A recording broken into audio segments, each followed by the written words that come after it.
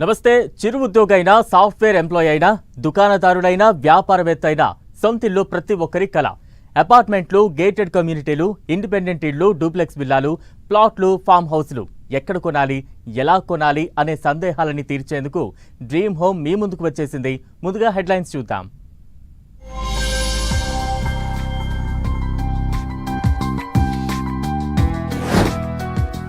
పట్టాలెక్కనున్న Shamshabad to future city metro corridor, reality రంగానికి సరికొత్త boosting.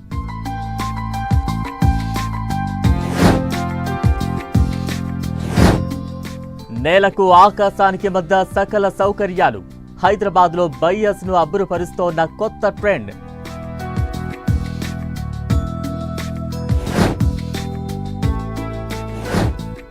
Real estate లో పెరుగుతున్న నిర్మాణ వ్యయం. 5 ఏళ్లలో 30% పెరిగిన construction cost.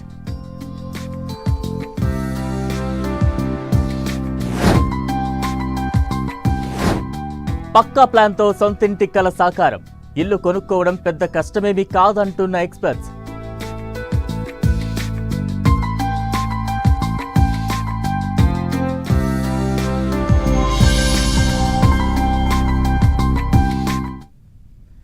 Shamshabad international airport నుంచి ఫ్యూచర్ సిటీ వరకు కొనసాగుతున్న మెట్రో సర్వే పనులు ఫుల్ స్పీడ్ గా కొనసాగుతున్నాయి. సుమారు 15,000 ఎకరాలలో విస్తరించనున్న ఫ్యూచర్ సిటీని కాలుష్య రహిత నగరంగా రూపొందించడంతో పాటు దానికి అంతర్జాతీయ స్థాయి ప్రయాణ సౌకర్యాలు కల్పించడంలో మెట్రో రైలుతో కూడిన ఈ గ్రీన్ కారిడార్ ప్రముఖ పాత్ర వహించనుంది. శంషాబాద్ అంతర్జాతీయ ఎయిర్పోర్ట్ నుంచి మీర్ ఖాన్ పేట్లో నిర్మాణంలో ఉన్న స్కిల్ యూనివర్సిటీ వరకు మెట్రో రైల్ విస్తరణ వల్ల రియల్ ఎస్టేట్ రంగం శరవేగంగా పుంజుకోనుందని ఇండస్ట్రీ ఎక్స్పర్ట్స్ అంచనా వేస్తున్నారు.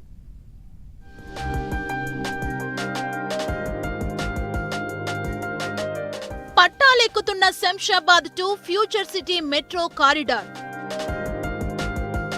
జూన్ నాటికి Shamshabad future city metro DPR ఆమోదం. 4 ఏళ్లలో పూర్తి కానున్న Shamshabad future city metro corridor.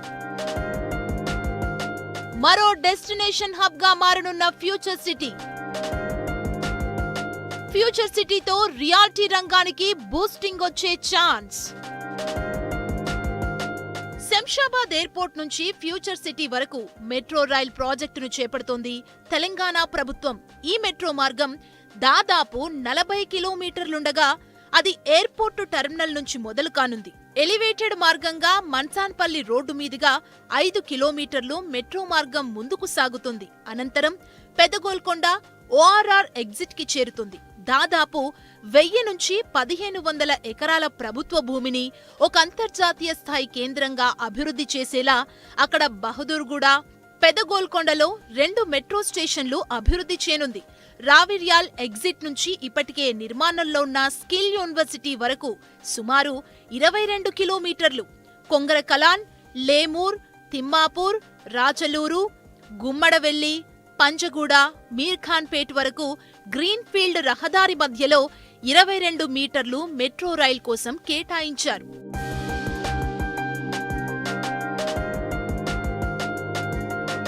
Metro రైల్కు కేటాయించబడిన రోడ్డు మధ్యస్థలంలో metro rail corridor at grade మెట్రోగా అభివృద్ధి చేయనున్నారు. ఈ విశాలమైన రోడ్డు మధ్యలో అదే లెవెల్లో మెట్రో రైల్ ఉంటే దానికి ఇరువైపులా 3 లేన్ల ప్రధాన రహదారి ఉంటుంది. వచ్చే 3 ఏళ్లలో ఈ మెట్రో కారిడార్ నిర్మాణాన్ని పూర్తి చేయాలన్న లక్ష్యంతో రేవంత్ సర్కార్ ముందుకెళుతోంది. దీనికి తోడు ప్రభుత్వం పెద్ద ఎత్తున అమలు చేస్తున్న మౌలిక వసతుల ప్రాజెక్టుతో హైదరాబాద్కు మరింత ఉజ్వల భవిష్యత్తుంటుందని ఇండస్ట్రీ ఎక్స్పర్ట్స్ అంచనా వేస్తున్నారు. దీంతో పాటు రాబోయే రోజుల్లో ఈ ప్రాంతంలోని భూముల ధరలకు రెక్కలొచ్చే ఛాన్స్ ఉందని ఎక్స్పర్ట్స్ అభిప్రాయపడుతున్నారు.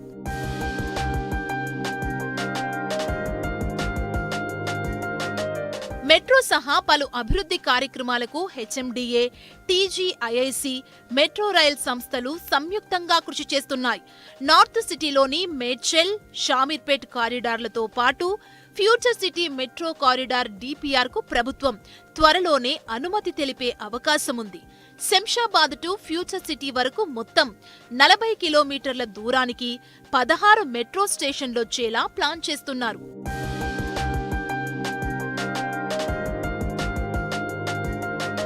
శంషాబాద్ ఎయిర్పోర్టు నుంచి ఫ్యూచర్ సిటీ ప్రాజెక్టులో భాగంగా భూగర్భ మార్గం గుండా 2 కిలోమీటర్లు, ఎలివేటెడ్ మార్గం గుండా 6 కిలోమీటర్లు, ఓఆర్ఆర్ వెంట ఎలివేటెడ్ మార్గం 14 కిలోమీటర్లు, భూమిపై ఎడ్గ్రేడ్ మార్గం 18 కిలోమీటర్ల మేర మెట్రో కారిడార్ నిర్మాణం జరగనుంది. మెట్రో పూర్తయితే శంషాబాద్ ఇంటర్నేషనల్ ఎయిర్పోర్టు నుంచి కేవలం 40 నిమిషాల్లో ఫ్యూచర్ సిటీకి చేరుకోవచ్చు. మెట్రో కారిడార్తో పాటు గ్రీన్ఫీల్డ్ రోడ్లు, రీజనల్ రింగ్ రోడ్డు నిర్మాణంతో ఈ ప్రాంతం రూపురేఖలే మారిపోనున్నాయని ఇండస్ట్రీ ఎక్స్పర్ట్స్ అంచనా వేస్తున్నారు.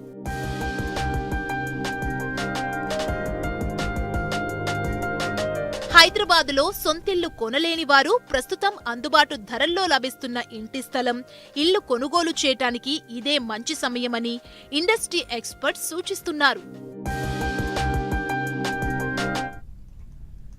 స్కై స్క్రాపర్స్ కు కేర్ ఆఫ్ అడ్రస్ గా మారుతున్న విశ్వనగర నిర్మాణ రంగం కొత్త పోకడలకు నాంది పలుకుతోంది. నేలపై ఉండాల్సిన సౌకర్యాలన్నింటినీ ఇప్పుడు భూమికి, ఆకాశానికి మధ్యలో ఏర్పాటు చేస్తున్నాయి నిర్మాణ రంగ సంస్థలు. స్విమ్మింగ్ పూల్ నుంచి మొదలు గార్డెన్, జాగింగ్ ట్రాక్ వరకు అన్నింటినీ వినూత్నంగా అంతెత్తున టెర్రస్పై ఏర్పాటు చేస్తుండటంతో ఇంటి కొనుగోలుదారులు అబ్బురపడుతున్నారు. మరి ముఖ్యంగా ఎత్తైన నిర్మాణాల డిజైన్లు, ఫీచర్స్లో అత్యాధునిక సాంకేతికతను ఉపయోగిస్తున్నాయి నిర్మాణ సంస్థలు. దీంతో ప్రస్తుతం హైదరాబాద్ మహానగరంలో ఆకాశ హామ్యాల ట్రెండ్ కొనసాగుతోంది.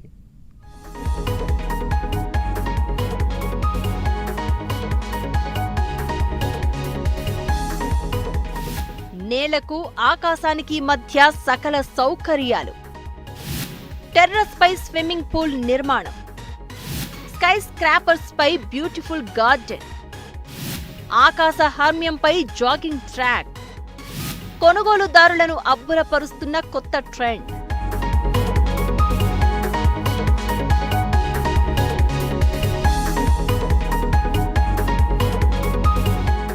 హైదరాబాద్ రియల్ ఎస్టేట్ అంతకంతకు ఆధునిక పోకడలను అందిపుచ్చుకుంటోంది. నిర్మాణ రంగం కొత్త పుంతలు తొక్కుతోంది. గతంలో ఉన్నట్లు మూస పద్ధతిలో కాకుండా సరికొత్త డిజైన్స్, ఆధునిక సౌకర్యాలతో నివాస, వాణిజ్య ప్రాజెక్టులు డెవలప్ అవుతున్నాయి. మరీ ముఖ్యంగా వెస్ట్ హైదరాబాద్ సహా నగరంలోని అన్ని ప్రాంతాల్లో నివాస, వాణిజ్య భవనాలన్నీ కనీసం 25 అంతస్తుల నుంచి 45 అంతస్తులపైనే నిర్మాణం జరుపుకుంటున్నాయి. ఇంటి కొనుగోలుదారులు సైతం స్కై స్క్రాపర్స్ లోనే నివాసం ఉండేందుకు మొగ్గు చూపుతూ ఉండడంతో బిల్డర్లు సైతం అధికంగా ఆకాశ హర్మ్యాలని నిర్మిస్తున్నారు. ఇక గతంలో డబ్బాల్లాగా మూస పద్ధతిలో కొన్ని భవన నిర్మాణాలు ఉండగా ఇప్పుడు హైదరాబాద్లో అందమైన డిజైన్స్ పై దృష్టి పెట్టాయి నిర్మాణ సంస్థలు. అంతర్జాతీయ స్థాయి ఆర్కిటెక్చర్ను నియమించుకుని అత్యాధునిక పద్ధతుల్లో ఆకాశ హార్మ్యాలను నిర్మిస్తున్నాయి నిర్మాణ సంస్థలు.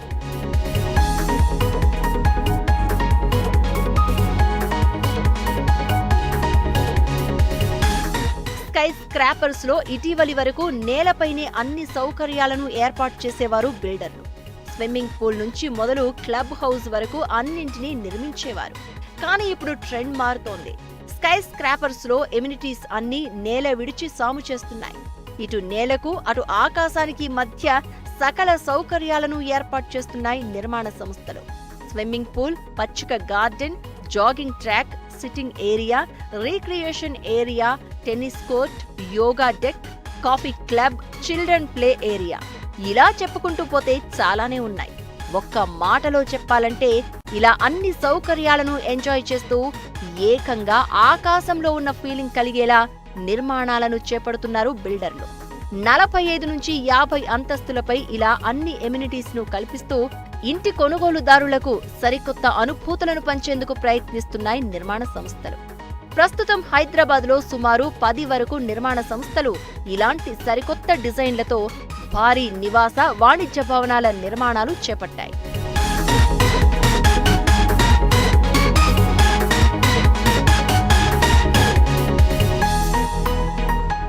ఇక నగరంలోని ప్రముఖ నిర్మాణ సంస్థలు ఒకరితో మరొకరు పోటీ పడుతూ ఒక్కో నిర్మాణంలో ఒక్కో సరికొత్త ఫీచర్ జోడిస్తూ మిగతా భవనాలకు భిన్నంగా ఉండాలని తపన పడుతున్నాయి.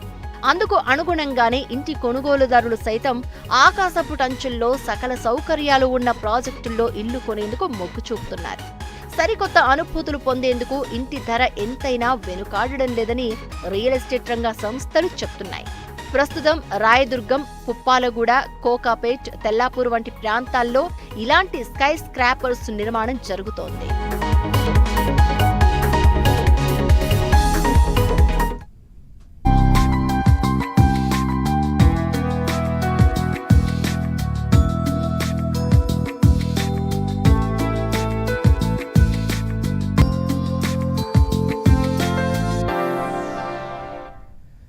రియల్ ఎస్టేట్లో నిర్మాణ వ్యయం అంతకంతకు పెరుగుతోంది. గత 5 ఏళ్లలో సుమారు 30% మేర కన్స్ట్రక్షన్ కాస్ట్ పెరిగిందని లెక్కలు చెబుతున్నాయి. భవన నిర్మాణ కూలీల నుంచి మొదలు స్టీల్, సిమెంట్ వంటి నిర్మాణ సామాగ్రి ధరలు పెరగడంతో ఆ ప్రభావం ఇళ్ల ధరలపై పడుతోంది. అయితే ఇళ్ల ధరలు పెరగడమే కానీ తగ్గడం ఉండదు కాబట్టి ఇంటి కొనుగోలు విషయంలో త్వరగా నిర్ణయం తీసుకోవాలని సూచిస్తున్నారు రియల్ రంగ నిపుణులు.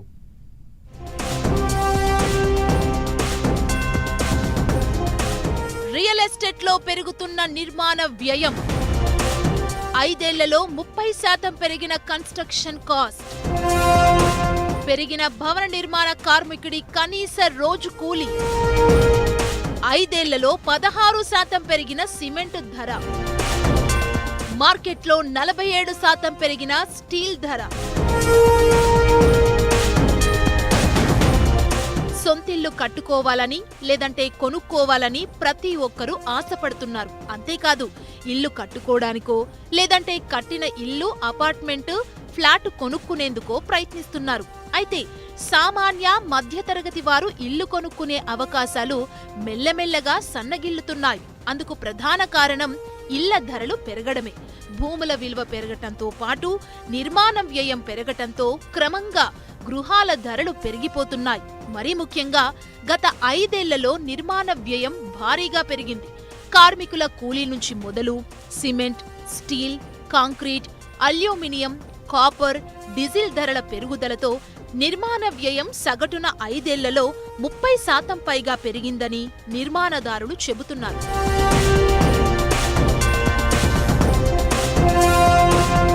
హైదరాబాద్ సహా బెంగళూరు, చెన్నై, ముంబై, ఢిల్లీ వంటి మెట్రో నగరాల్లో నైపుణ్యం కలిగిన నిర్మాణ కూలీలకిచ్చే రోజువారీ సగటు కూలీ 1000 రూపాయలు. నైపుణ్యం లేని వారికి 800 రూపాయలు ఇస్తున్నారు. ఇలా కీలకమైన స్టీల్, సిమెంటు ధరలు విపరీతంగా పెరిగాయి. సిమెంటు ధరలు 5 ఏళ్లలో 16% పెరిగాయి. ఒక దశలో పెరుగుదల గరిష్టంగా 39% వరకు వెళ్లిన సందర్భాలు ఉన్నాయి. గతేడాది చివర్లో కొంతమేర ధరలు తగ్గటంతో నిర్మాణ రంగం ఊపిరి పీల్చుకుంది. గ్రేడ్ అండ్ కంపెనీని బట్టి సిమెంటు మెట్రిక్ టన్ను 4500 నుంచి 4800 రూపాయల ధర పలుకుతోంది.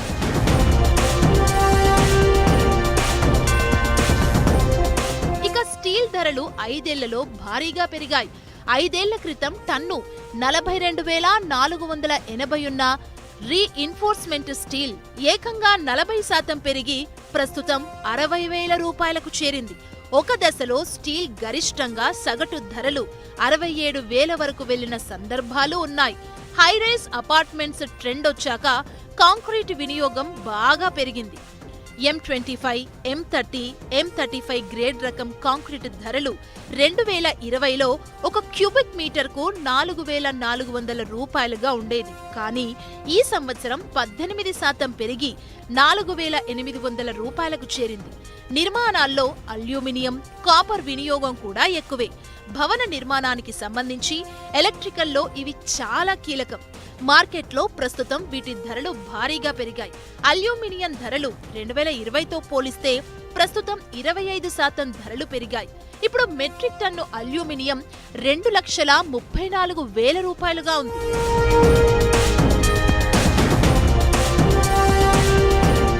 మరోవైపు ఇంధన ధరల పెరుగుదల పరోక్షంగా నిర్మాణ వ్యయం పెరగడానికి కారణమవుతుందని రియాల్టీ రంగ నిపుణులు చెబుతున్నారు.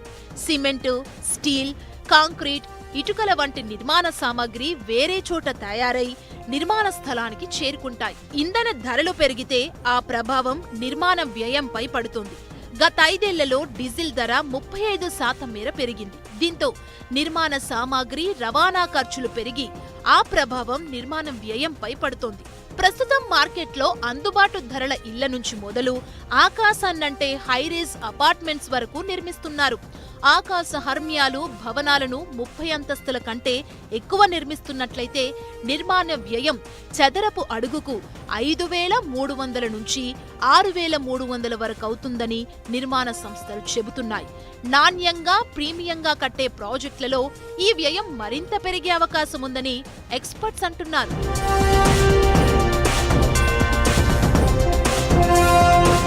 15 అంతస్తుల పైన కట్టే వాటిలో చదరపు అడుగు నిర్మాణ వ్యయం 3,800 నుంచి 4,500 రూపాయలవుతుంది. 5 నుంచి 12 అంతస్తుల్లోపు కట్టే భవనాల్లో చదరపు అడుగుకి 2,900 నుంచి 3,300 రూపాయలు అవుతుందని నిర్మాణ రంగ నిపుణులు చెబుతున్నారు. అందుబాటు ఇళ్ల నిర్మాణంలో స్టాండ్లోన్ అపార్ట్మెంట్లు 5 అంతస్తుల వరకు ప్రతి చదరపు అడుగు నిర్మాణానికి సగటున 2,200 నుంచి 2,600 రూపాయల ఖర్చవుతుంది. ఇక విల్లాల్లో గ్రౌండ్ ప్లస్ 2 అంతస్తుల వరకు చదరపు అడుగుకు 4,300 నుంచి ప్రాజెక్టును బట్టి 8,000 వరకు వ్యయమవుతుంది. ఆకాశ హర్మ్యాల నిర్మాణ వ్యయం గృహ నిర్మాణంతో పోలిస్తే తక్కువగానే ఉంటుందని నిపుణులు చెబుతున్నారు. ఇక్కడ చదరపు అడుగు 4,100 రూపాయల నుంచి 4,800 రూపాయల వరకు ఉంటుంది. నిర్మాణ రంగానికి సంబంధించిన ప్రతి దాని ధర పెరగటంతో నిర్మాణ వ్యయం కూడా పెరుగుతుందని నిపుణులు చెబుతున్నారు. సొంతిల్లు ఇది ప్రతి ఒక్కరి కల. ఎప్పుడొకప్పుడు తమకంటూ సొంత ఇల్లు కొనుక్కోవాలని అంతా కోరుకుంటారు. అయితే ఇల్లు తీసుకోవాలన్న నిర్ణయానికి వచ్చాక పూర్తి స్థాయిలో సన్నద్ధం కావాలంటున్నారు రియల్ రంగ నిపుణులు. సొంతింటి కోసం ముందు నుంచి పక్కా ప్రణాళికతో ప్రిపేర్ అయితే ఇల్లు కొనుక్కోవడం పెద్ద కష్టమేమీ కాదని చెబుతున్నారు.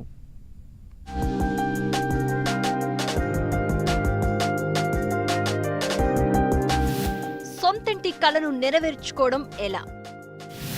సొంతింటి కోసం ఎలా సన్నద్ధం కావాలి? ఇంటి కొనుగోలు కోసం ప్రణాళిక ఎలా ఉండాలి?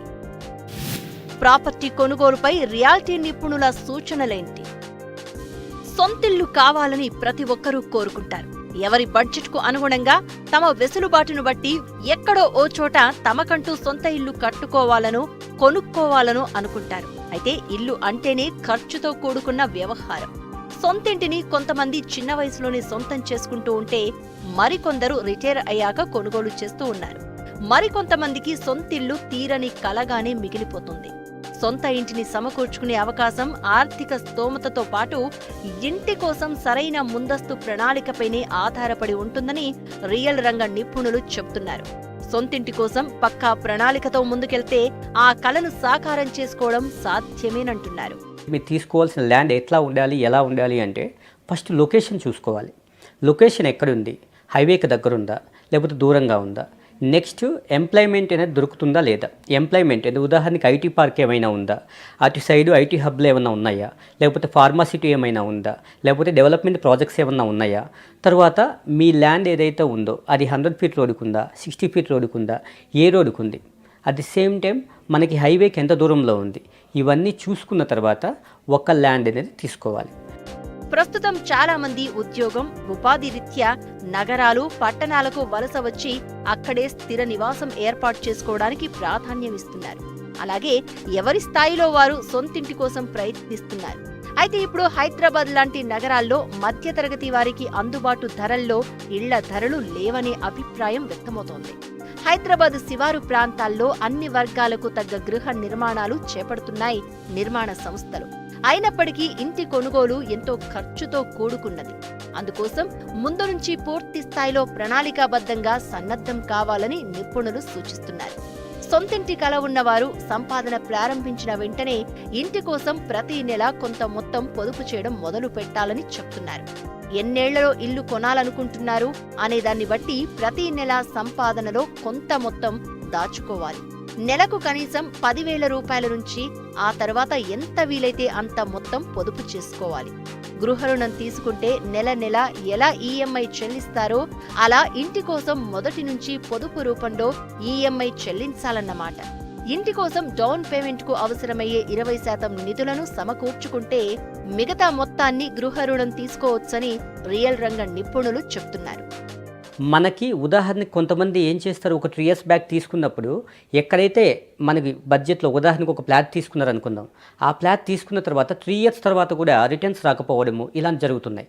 కాబట్టి అలాంటి జాగ్రత్తలు మీరు తీసుకోవాలి. ఎక్కడ మనకి ఈ ఫ్లాట్ ఏదైనా తీసుకున్నా కానీ మనకి ఎక్కడైతే హై రిటర్న్స్ వస్తాయో అలాంటి ప్రాంతాల్లో మీరు ఎన్నుకోవడం చాలా చాలా మంచిది. ఇలా ప్రతి నెల పొదుపు చేసిన మొత్తాన్ని అధిక రాబడి ఇచ్చే పెట్టుబడి పథకాల్లో ఇన్వెస్ట్ చేయాలి. ఉద్యోగులైతే పీపీఎఫ్లో మదుపు చేయడం, లేదంటే బంగారం కొనుగోలు, నమ్మకమైన సంస్థల్లో చిట్టి వేయడం, మ్యూచువల్ ఫండ్లలో సిప్ చేయాలని నిపుణులు చెప్తున్నారు.